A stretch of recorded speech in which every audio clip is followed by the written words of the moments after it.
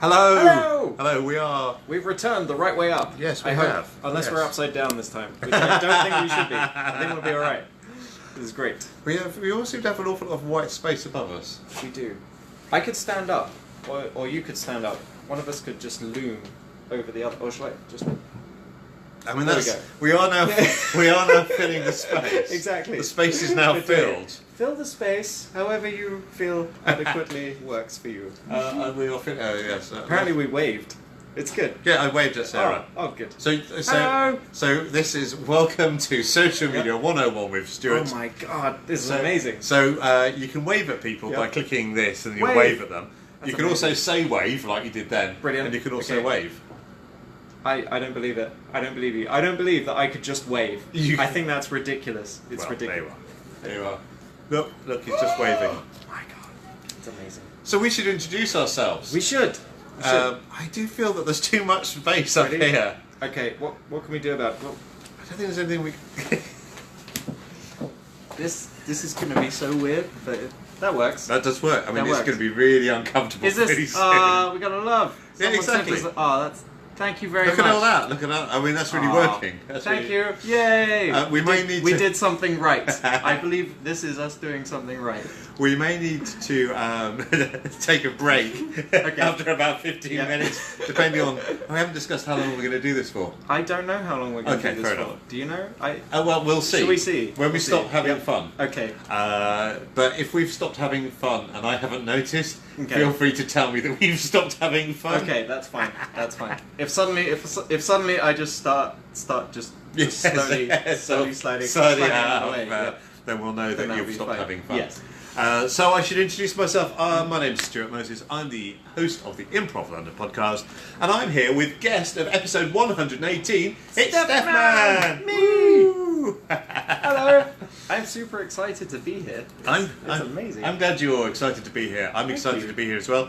Thanks as ever to Stephen Davidson and the nursery for allowing us to use this space. Definitely. Thank you very much. Thank you.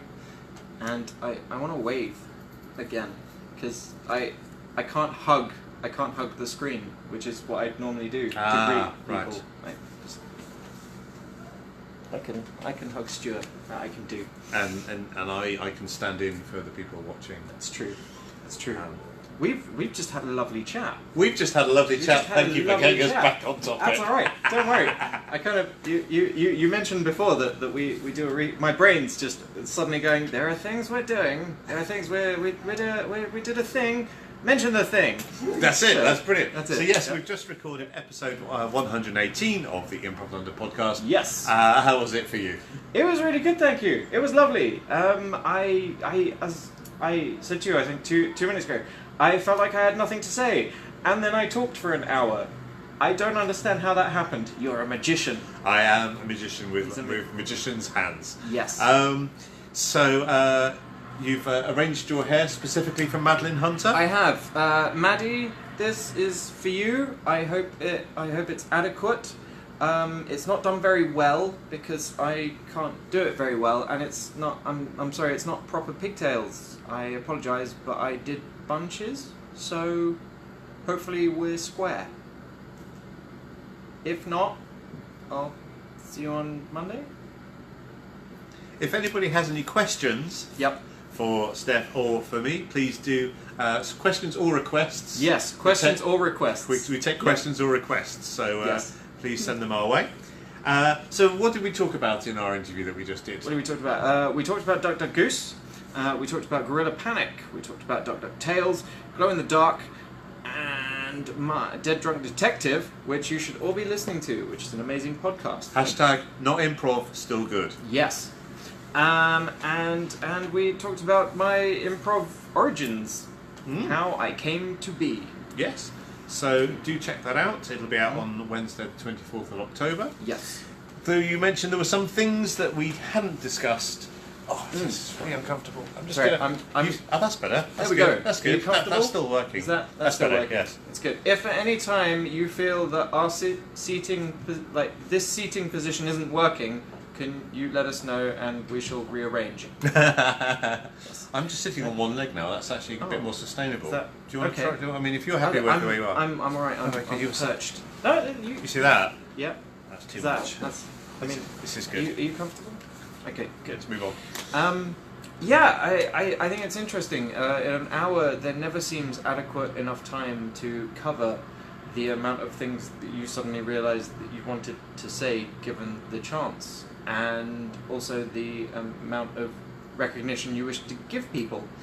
And I was saying to Stuart, we kind of breezed through Gorilla Panic and Duck Tales and talked about glow in the dark, and I suddenly started complimenting my teammates while then suddenly thought, oh, I've done very little of that so far, and I just want to say I feel very, very privileged to be part of Duck Duck Goose with all of our wonderful 6 other co-hosts.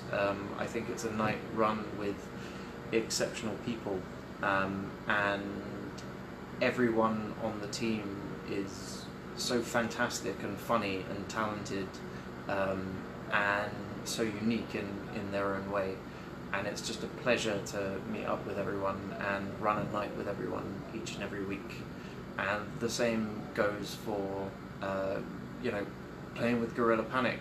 I feel very, very lucky to play with Vic Hogg. She's a brilliant player, and she's certainly taught me a lot while we've been at Improv, and it's wonderful the different levels of insight that we gain through our show, and also just I had a thought and it's gone. That's fair enough. That's okay. And also with Duck Duck Tales, everyone on the team they're fantastic, and what they bring, it's brilliant. So I love you. I love you all very much, my beautiful, wonderful, talented improv family. Thank you for having me, and I am not worthy. I think you are worthy. I think you are worthy. Yes, that's really cool. So we have some questions that have been submitted that we always ask. Lovely. So danger questions. The danger questions, because I'm not really normally about the specific kind of question. I'm much more normally about tell me about this. But fine. These are specific questions that I've written down in my book, and now I am unable to find. So here we are. Right. Okay. So this is a question from Andrew Gentili. Brilliant. Have you ever melted something that was not edible? Have I ever melted something that was yes. not edible? Yes, I have. I as a child, I think many children go through a stage in their life where they like fire, because it's fun, especially investigating what will burn and what will melt, and so I used to collect and paint Warhammer figures when I was younger. I never used to play that much, but I used to like painting them. And then I found out one day that they melted. So some of them turned into small puddles of metal, because why not? And why not? They're really expensive. Could you not find some cheaper metal like gold to melt? If I had loads of gold hanging around, that's got to be cheaper than melting Warhammer. That's why Warhammer figures were the price was no object. All the gold I'd melted previously. That's it.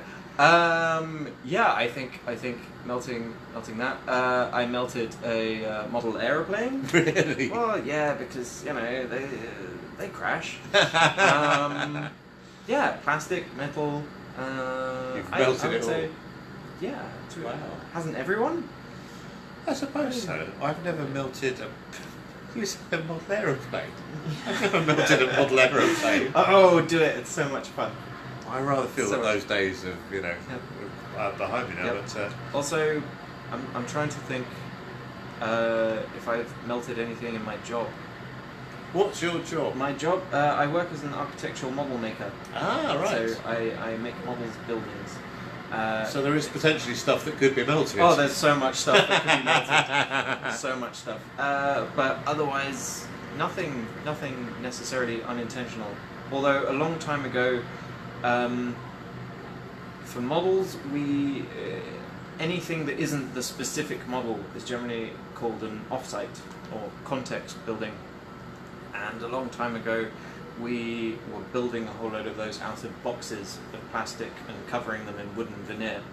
And at one point I just thought, no one's ever going to see the inside of this box, so I glued 2 figures in, leaning against the side of it with a sign saying, please help us, let us out, and just left it. Excellent. So they're possibly still there to this day, or in a bin, so no one has seen them. Those are the 2 options. Exactly. Gotta have fun somehow. Cool. Nathan Keats asks, when were you last so rained on that you were disgusted and upset? So rained on that I was disgusted and upset. That's a tough one because a long time ago, not a long time ago, that's a lie. That's not true at all. I'm very sorry everyone watching on Facebook Live. That was a lie. Not that long ago, back in the summer when it was really hot. Seems like a long time ago, yes, but exactly. Isn't technically. It rained one day, a humongous amount, and I couldn't get out the door at work quick enough to walk home in the rain and get as wet as I possibly could because I would be cold and it had been so hot. So I guess that's the opposite of that answer. When was the last time I got rained on that hard? You were disgusted and upset. So weirdly specific question, yeah, isn't disgusted and upset. I would say probably when I was in between the ages of 12 and 13 going home from secondary school because I had a really large kind of winter coat that was padded and filled with like water. Feathers, but got rained on so torrentially one day that yes, it was indeed filled with water. Oh no! And it was just one of those days where you go home and you just take everything off and it's still not dry the next day and you're just miserable. Go into the kitchen, take out some bread, put a whole load of cheese on it, and put it in the microwave, and then just sit there eating it while just not crying, but not being far off. So you don't even toast the bread? No. Wow. No. It's a sad day.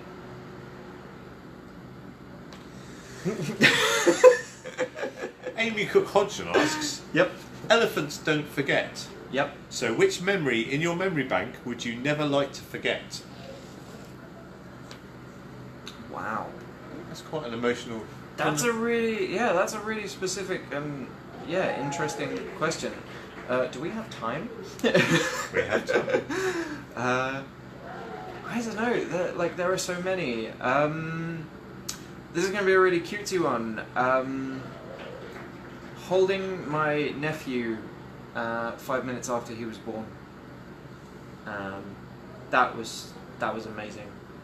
And just kind of going and sort of seeing my family and getting to hold this tiny human being, and he was so cute and he was so calm and obviously probably pretty tired and just asleep and just kind of being like, all right, well, we're gonna be buddies. That's it. I can't wait. But yeah, I think that's something that I don't think that I'd ever want to forget. And there are more. There are so many more. No, that's a good one. But I mean, that's one that springs to mind straight away. So, definitely. Cool. Yeah. We have a comment from Kate O'Connor. Hi, Kate. Ooh. Steph, please tell me the secret to your luscious locks. Hashtag envious. Okay. This is probably going to sound really bad. Leave it alone. Just grow your hair and leave it alone. That's what I do with mine. I wash it and condition it once a week or once every 2 weeks, and I leave it alone. It just grows. I don't do anything. That's it. Cool. Good luck. Try it. See what happens. I don't know what more to say. No, it's good. It's good. It's good. Yeah. If anyone else has any questions about please. Steph's hair, yes, or please about feel other free to things ask. as well, Yes. or we'll have to talk about other things as well. What other danger questions do we have? Those are the 3 danger questions. That's the 3 danger questions. We've burned through those. They were good. Yeah, we made them just about the right. They like great advice, Kate says. Thank you. Thank you. I'm going to have to change position again. Are you? Okay. I quite like this. I found that point. I may not be able to walk after this. My bum may have gone to sleep, but it's fine because I'm comfortable now. No, that's worth it. That's it. Definitely worth it. Yes. What else would you like to talk about? I don't know. Let's talk about that scene we did. The scene we did. Yes. So I haven't done much with Stuart. That's true. And this is one of those things that I actually did want to mention on the podcast, which it was. Thank you so much for asking me to be on the podcast. That's all right. Thank you for being a guest on the podcast. I'm very honoured to be here. I'm very happy to have you here. And yeah, I mean, we haven't, like, you're always someone that I've seen at shows or when you've come to Duck Duck Goose. And I've always really wanted to talk to you and sit down and have a chat. But I feel like whenever I've seen you, that we've always somehow like moved out of each other's circles. so it's never been possible. And like, there's never been like a proper moment to sit down and have a chat. I mean, that's one of the reasons I wanted to do the podcast, was to have an excuse to sit down with people that I liked or admired, and talk about improv. Because it's a strange thing that we live in a world where I feel more comfortable saying to someone, let's meet up for an hour, let's record our conversation and share it online. I feel more comfortable saying that than I do saying, let's just meet up for an hour and have a chat. I think that's perfectly plausible. Yeah. I think that's okay. Yeah. I would like to do the same. You should do it. Start a podcast. Yeah. Not about improv. I can't cope with the competition. I would like to, but I think it would just be me making weird noises at people. What are you doing? Well, that's the thing with podcasts. You can do what you like. You can. I mean, run with it. You're meant to be an improviser. I shouldn't encourage it. So I think because there are more. I think there are more improvisers with podcasts than there are without podcasts. Possibly. And there are also more people doing Harry Potter based improv than not Harry Potter based really? improv. That's my theory. So many people I've spoken to. That's incredible. No, that's Harry Potter, not Harry Potter. Not Harry Potter. Oh God. Oh well. Be good fun. There should be lots and lots of Harry Potter improv. Lots of people being really happy, boundlessly joyful werewolves.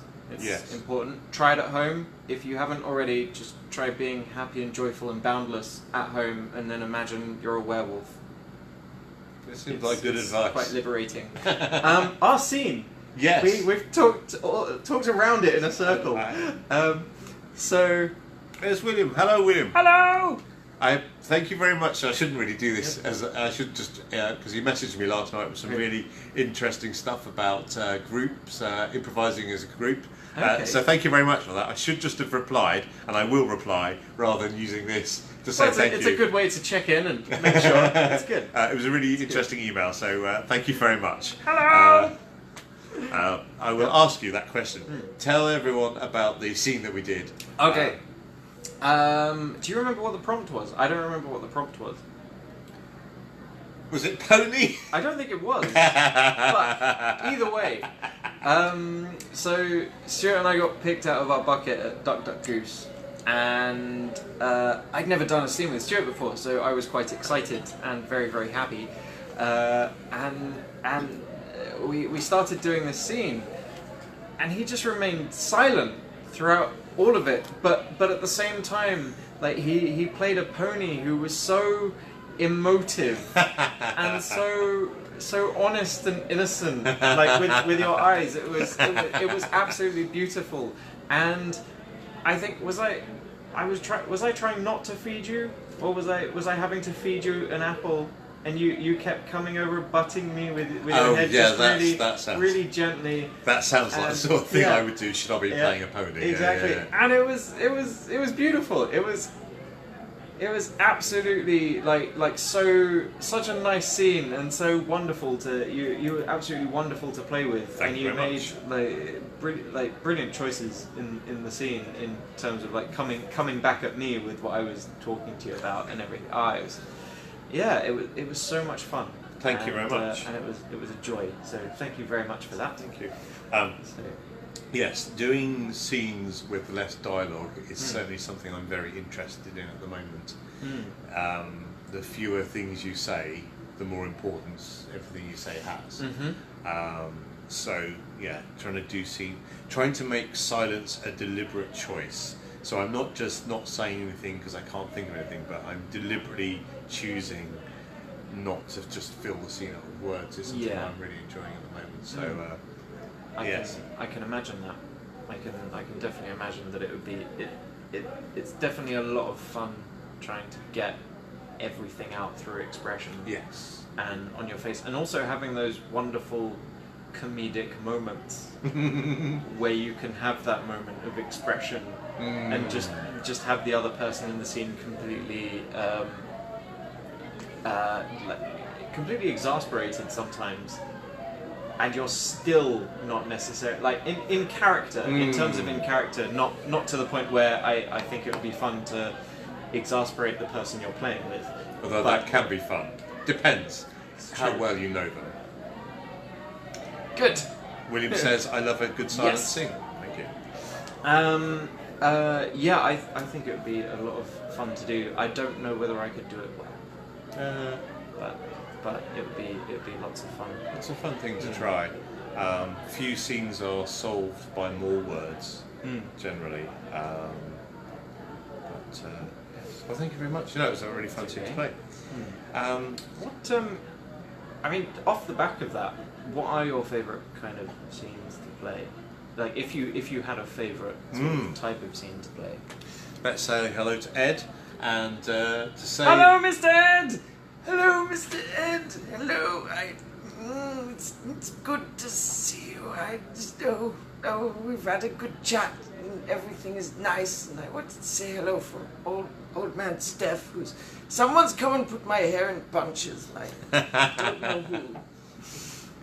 Hello. So Ed, as we know, you enjoy being talked about. So you do get mentioned on. Episode 118 of the Improv London podcast, which will be out on the 24th of October. Yay! I think you put it in the tagline. Yes. You did. Yes! Old man Steff. I'm always here for you, Ed. I'm always here to play an old man for you anytime you need. Anytime you need that pick-me-up, just call me and I'll be an old man for you. It's like one of those... I don't know if you remember those lines, those phone lines you used to phone up, and then you get you on the end. That'd be nice. It'd be nice to know that. If you need an old man or a granddad, then call me. I would give you a number, but I don't want to right now. It'd have to be 888, and then whoever is after that. So, if anyone's got any questions or requests, we're happy to take those. But I will return to the question that Steff asked me a few minutes ago. What's my favourite scene to watch or to play? To play. So, anything where I can take real things from my life and drop it into a scene, I love doing that. Especially things that I'm struggling with. I find that a really big way of feeling better about stuff. Let's pause my thought and read what Ed says. I love that I will no doubt never have an entourage, but at least I'll have an old man Steff. You certainly will. Even when you don't want him, he'll be here for you. You're shifting again. Yes, now I'm more comfortable again. Good. So that's Caroline. Hello, Caroline. You get a wave, more than one type of wave. Now I feel bad that I didn't do that for everyone. Sorry, everyone. This is a wave for everyone. So one of the most fun things I find with playing with Bryn and doing Dr. Tuprov is that when we start our scene, we have two night watchmen on Gallifrey, and we always have a problem or an issue or something like that that we discuss and that we learn about by watching clips of Doctor Who, and so many times there's been something I've been struggling with, and I just get a chance to express it on stage. And we don't really find a solution, but just having been able to express it and share it with people always makes me feel a lot better. So there was a time when I was unemployed, those sort of insecurities came with that. There was another time when I did have a job, but I was feeling like obsolete, and that other people were doing a better job despite being much younger, all those kind of things, which really I should just talk to somebody about. I instead choose to express on stage, and I find that's a really fun thing, because then you then weave in Daleks or whatever, using Daleks. So I really love doing that. Anything that's emotionally grounded. I'm not very good at being witty. I am terrible at puns. I would like to get better at puns. How do I get better at puns? I wouldn't ask me that, because I'm also terrible at being witty. I'm not very good at puns. How do we get better at puns? I don't want to use them all the time. I just want to have them there. Sometimes I want to have them there, and I'm going to go, I'm not even going to use this pun. But I have it. But I have it. In my head. I could use it. I had a pun I could use right now. I have options. Yeah, exactly. I agree. I totally agree. I definitely agree with that. And I guess as well, it's in a way it's nice to have that creative catharsis. Definitely. It's like you have that moment to kind of express something that isn't necessarily visible from the outside, that it's a true feeling about something, but you're doing it in a very innocent way. You're it's giving you that moment to get it out of your system and find a solution to it, even though it may not be a proper sort of or long-term solution to it. It's a momentary, I can have fun with this. I can take that thing that's making me feel bad and I can suddenly make it into something that I can have fun with. And using it in the creative process. Yes, it is very cathartic. I'm also interested in group scenes at the moment. How do you do a good group scene? Because I think group scenes, when they work, are amazing, but quite often they're a complete mess. This is terrible. I'm gonna say I feel like you're asking the wrong person, because we've talked a lot about jams this evening. Yes. And I still like this is a proper. I'm putting my hand up here and saying I still find jams. They still frighten me. That's interesting. Even now after doing them for so long, and I still find because I always feel like I'm one step behind everyone else in the pace at which my mind works. Yes. And like finding that moment to kind of chime in and get in. But I guess for a really good group scene, then. Hang on a second, before we go to group scenes, I just want to pick up on what you said there. I 100% feel that way, and I think probably most people do. The speed at which jams go. If I wait until I've had a good idea, I've missed the boat. And exactly. I have to trust that if I step forward, something will come to me, or someone will come on and support me. Because if you try and wait till you've got an idea, my brain just works too slowly. I can't do it. Exactly. You just have to kind of. It's almost a sort of a rhythm. You think, okay, someone should be stepped forward now. Okay, it may be me, and something will happen. Just going to say, jams need to slow down. I think. I think everyone's very nervous and everyone wants to get stage time. So, for my preferred slow emotional style, jams are not the right place. And I realise this now, and I've kind of got used to it. But okay, everyone, we're going to have a 20-minute jam. Everyone needs to take it at like half pace. half pace. Okay, go. Your word is banana. I can understand that.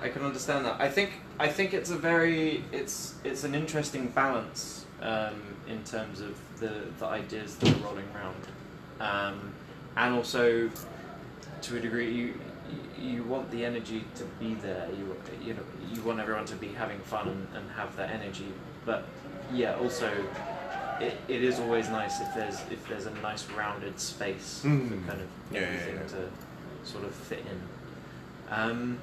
In terms of a group scene, I guess what would make a fantastic group scene, and this is probably going to be a lot of very, very obvious information. Sometimes the obvious is the... Just everyone listening, being willing to sit there and say, okay, there's, say, a two-person scene going on, listening to what they're doing, listening to what the two players are doing, seeing what situation they're in, how they're playing it, finding a way to step into that scene, but not take it over, not change it in any way, but add to it, do something that you can do to add to it, and then having everyone on the sidelines kind of following in that same feel of things. And kind of trying to find that really nice organic way to slip yourself in. Yes, and that's something I did a workshop with Netflix, which was brilliant, really, really worth doing, because they do a lot of group scenes, so they're doing musicals, but they were differentiating them from other musical improv groups who maybe have a star of each show, and for them it's much more an ensemble thing, so that we did a lot of exercises where two people would go on stage. One person would probably lead with a part of their body, and another would, I can't remember now, it's not viewpoints, but it's a sort of a theatrical thing where you've got different levels of energy. I can't remember what it was now, but so you'd have these two people, they would interact, and then everybody else would observe their interaction, and they would work out what the point of view was from each person, and then go and support that person that had that point of view. So they weren't exactly the same character, but they represented a similar point of view. So I think we had a scene set in a school, and one was the bully and one was the victim or something like that. So the ensemble would be kind of like the henchman or the bully's friends or something like that.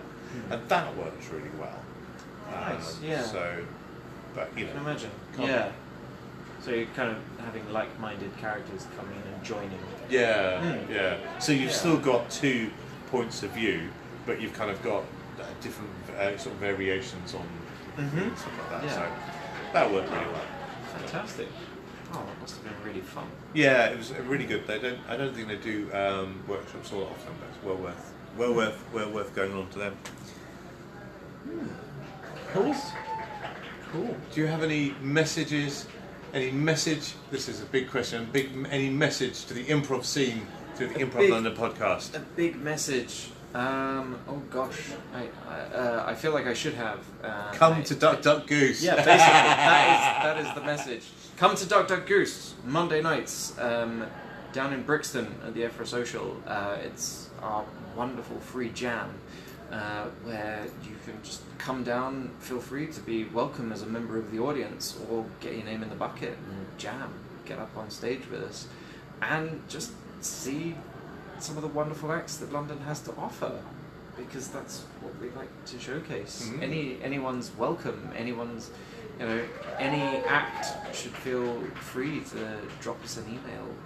You can find us at www.ddgimprov.com, I think. Oh, use a search engine. It's 2018. Yeah, exactly. Yes, thank you. But otherwise, everyone should keep doing what they're doing. Keep doing what you're doing. That's. I love it. I love it. I think it's the most amazing community that I've ever found myself part of.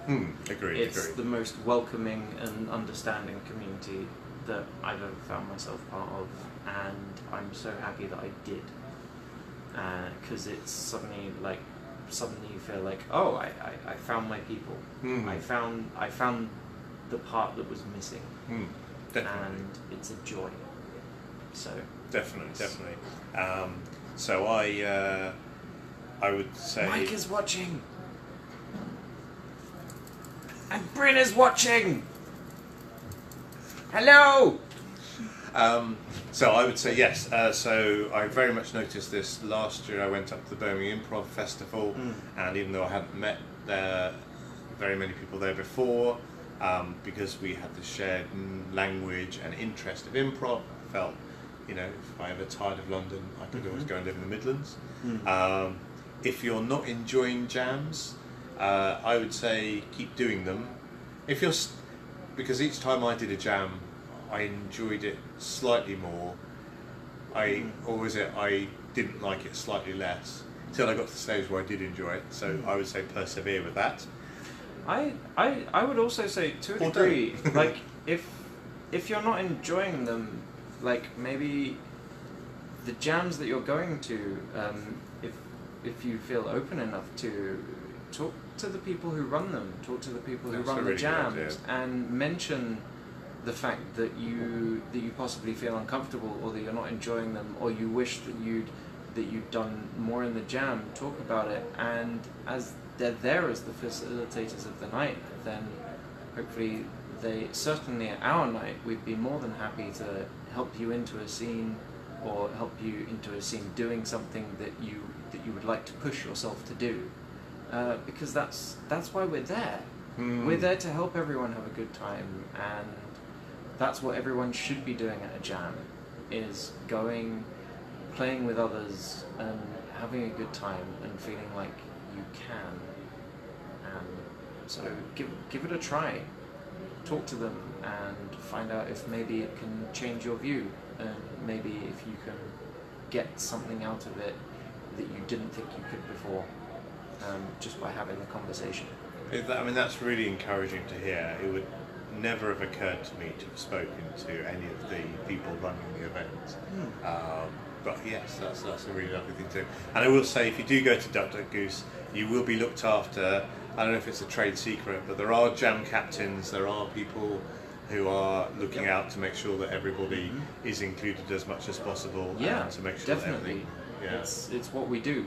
It's, otherwise, what's the point? It's you can't run a night and say it's open to everyone if you're not there to try and help them have a good time, I guess. I don't know. No, well, you certainly shouldn't. Maybe that's You certainly shouldn't. Yeah. I imagine. Well, okay. Yep. This is the bit where have we said too much? Well, no. I'm just saying that in the mirror universe, in the mirror improv universe, there could be people who run a jam night and who don't care about new people coming along, and they just want to have the stage time. But thankfully, that's not the case in our universe. Exactly. So yes, it's certainly not my experience. No, exactly. And that's not just at my night. That's at any night that I've been to, I'd like to say. Hurrah! So I would just like to encourage people to come along to Thursday Night Lights, which is a jam. Hang on a sec. William says, I had a superb time when I was at Duck Duck Goose Jam. They're splendid folks. Thank you very much. Thank you. They are. Sarah's watching, which means we should say, are you excited about the Buffy remake? Am I excited? I want to be really honest here and say no. Right. But that's only because I wasn't really a Buffy fan. Oh, fair enough. And I respect it for being brilliant, and also for setting up certain production. What's the word? Values, ideas. Not values. Sort of stepping stone to future things. You could say templates. Templates in the way of doing things that are still running today. But so Sarah says, I feel you may be typecasting me somewhat, Stuart. So, but she's okay with that. Well, the thing is that basically I just want an excuse to talk about Buffy. Really? Go for it. Feel free to educate me. Feel free. No, it's. I'm not gonna say you should necessarily watch it. But you should. So Sarah also says Duck Duck Goose is the best jam that she's been to. Oh, that's very nice. Thank you. Thank you very much. Thank you very, very much. We definitely appreciate it, and we're always trying to keep the show running as it is, if not better, and to make it nicer and more welcoming. So thank you. Cool. So all it remains me to do is to plug Thursday Night Lights. Yes, you were in the middle of that. Another jam. Another jam. We had a viewer comment. That's more important. Especially this Thursday, because Dr. Dubrov, Bryn and I are performing. Awesome. So will we be incorporating new things from the series? You'll have to come along to find out. But I'm really looking forward to doing that. So do come along on Thursday at the nursery. And on Mondays, go to Duck Duck Goose. Yes. And do check out Steff's episode 118 of the Improv London podcast, which will be out on Wednesday, the 24th of October. Thank you very much. Thank you very much. Thank you very much. Bye. Bye-bye.